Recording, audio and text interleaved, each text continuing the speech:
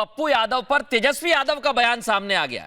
किसी व्यक्ति से गठबंधन नहीं होता है, पप्पू यादव हमारा विषय नहीं है। दुष्यंत जी, आप अभी बहुत सारी ज्ञान की बातें कह रहे थे।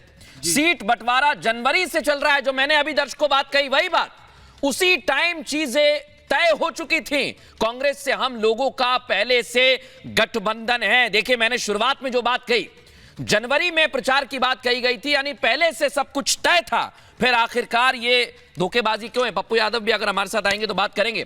शहजाद पूनावाला जी, गुत्थम गुत्था नहीं चल रहा है कहीं। पप्पू यादव जी अगर हमारे साथ आ गए। पप्पू यादव जी, बहुत स्वागत है आपका। आवाज आ रही है आपको? स्वागत कर दिए नमस्ते जी। पप्पू यादव जी, तेजस्वी यादव का बयान भी सामने आ गया है, कई सारी बातें आ गई हैं, लेकिन आज पप्पू यादव क्या कहना चाहेंगे? इतना बड़ा पॉलिटिकल करियर, आपने सब कुछ दांव पर लगा दिया, लेकिन आखिरकार आपको क्या मिला पप्पू यादव जी?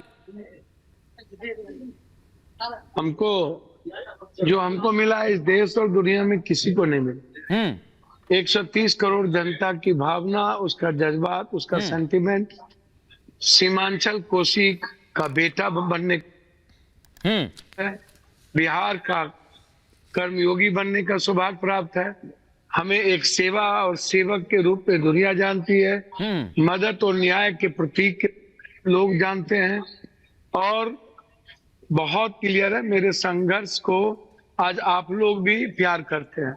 सारे मीडिया, सारे लोग की उम्मीद है कि पप्पू जरूर सदन में रहे। मैं एक छोटा सवाल करना चाहता हूं पप्पू जी आपसे, और आप अपनी बात कंटिन्यू करिएगा, क्योंकि आपने कहा कि मुझे लोगों का प्यार मिला, बिहार की जनता का प्यार मिला।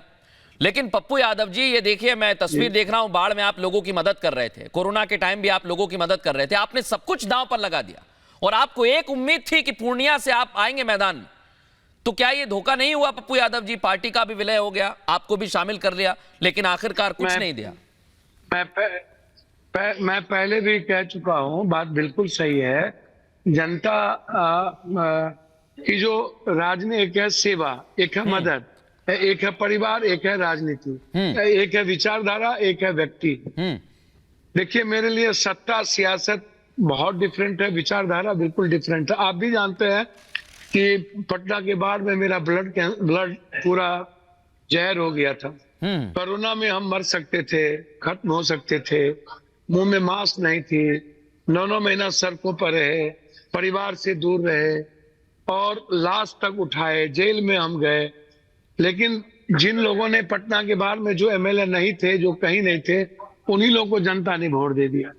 जनता हमेशा, मैं मानता हूं इस बात को, कि जनता हमेशा जात पात की राजनीति में, हिंदू मुसलमान की राजनीति में, बैकवर्ड फॉरवर्ड की राजनीति में, सेंटीमेंट की राजनीति में फंसी हुई रहती है।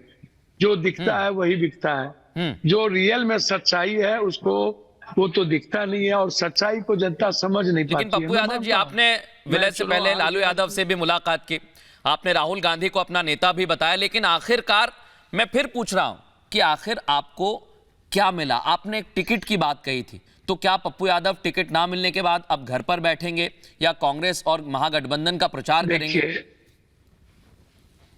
देखिए, 2 बात 3 बात समझिए भैया।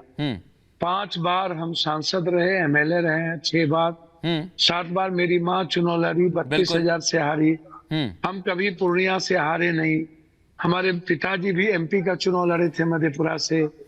जूरी कोर्ट थे मेरे दादा, आजाद हिंदुस्तान से लेके अभी तक हमारे परिवार के लोग वहाँ मुखिया हैं, दादा थे, पिताजी थे, सब लोग थे। अब एक लंबा संघर्ष 40 सालों का, एक लंबा सेवा और मदद बचपन से लेके परिवार का। मेरा घर मधेपुरा, मेरी जिंदगी पूर्णिया, मेरा इमोशंस, मेरी फीलिंग, मेरा एक जज्बाती रिश्ता, जिसको आप ये कह सकते हैं कि भगवान और भक्त का जो रिश्ता है, वही पूर्णिया के बीच सीमांचल। पप्पू जी, आपने एक बड़ी अच्छी बात कही कि मेरा घर मधेपुरा और मेरी जिंदगी पूर्णिया, लेकिन जिंदगी पर आपकी थोड़ी जिद है पप्पू जी। मधेपुरा से फिर क्यों नहीं चाहते हैं आप? लड़ लीजिए। देखिए, मैं कोई जिद नहीं करता, आपको भी पता है भरत भाई मेरे, मेरा कोई जिद नहीं होता है। जी जी। आपको जानते हैं 1 सालों से पूर्णिया हमको कभी चुनाव नहीं हराया। हाँ। आप पहले आप देख लीजिए, हम नहीं थे, मेरी माँ लड़ी, मात्र 32,000 से चुनाव हारी, जबकि 22 चले गए और कोरहा हमारे साथ आया। तो कोरहा फल का हमारे बगैर भी हमारी माँ को रिकॉग्नाइज किया, जो जितना रिकॉग्नाइज करना था। और उसके बाद जब जब मैं संकट और अलग रहा, परिस्थितियां मेरे विपरीत रही, तब भी पूर्णिया ने हमको बेटे की तरह आंचल में रख लिया, हमें गले लगा लिया। जी। नया यंग जनरेशन जो नया है, वो भी प्यार करने लगे। एक छोटी सी बस आधी उनके दिल में भी। मैं एक छोटी सी बात कहकर आपको धन्यवाद करता हूं पप्पू यादव जी। आपने कहा कि मेरी जिंदगी है, लेकिन अब वो जिंदगी कहां तक चलेगी, कितनी चलेगी, ये देखना होगा, क्योंकि अभी तक कुछ भी साफ नहीं है। अब देखना होगा कि कहां से आप मैदान में आते हैं। बहुत धन्यवाद हमसे बात करने के लिए। एक बार फिर हम चर्चा में आते हैं। और शहजाद पूनावाला जी, गुत्थम गुत्था नहीं है, पहले ये बात शुरू हुई, पप्पू यादव ने खुद कहा, कितनी सारी बातें, कितने वादे किए गए, तेजस्वी ने भी कह दिया, ये क्या चल रहा है इतना? आपको क्या लगता है, बहुत अच्छा आपको अब बैकग्राउंड मिलने वाला है? देखिए, पहले एक लाइटर नोट पे एक बात कहता हूं कि पहले एक पप्पू ने कांग्रेस को बर्बाद किया और आज कांग्रेस ने एक पप्पू को बर्बाद किया। मतलब पूरा साइकिल पूरा हो चुका है। एक पप्पू ने कांग्रेस को बर्बाद किया, दुष्यंत जी देखिए एकदम ध्यान से सुन रहे हैं, और एक कांग्रेस ने पप्पू को बर्बाद किया। तो पप्पू का हिसाब किताब पूरा किया कांग्रेस ने। अब दुष्यंत भाई जो है, देखिए उनके चश्मे का पावर बढ़ाना पड़ेगा। ये कहते हैं गुत्तम गुत्ता कहाँ है, ये संजय निरुपम कहते हैं कि जो ऑफिशियल कैंडिडेट है वो खिचड़ी चोर है। यूपी में आरएलडी भाग गई, रामपुर आजमगढ़ की स्थिति में बताना नहीं चाहता।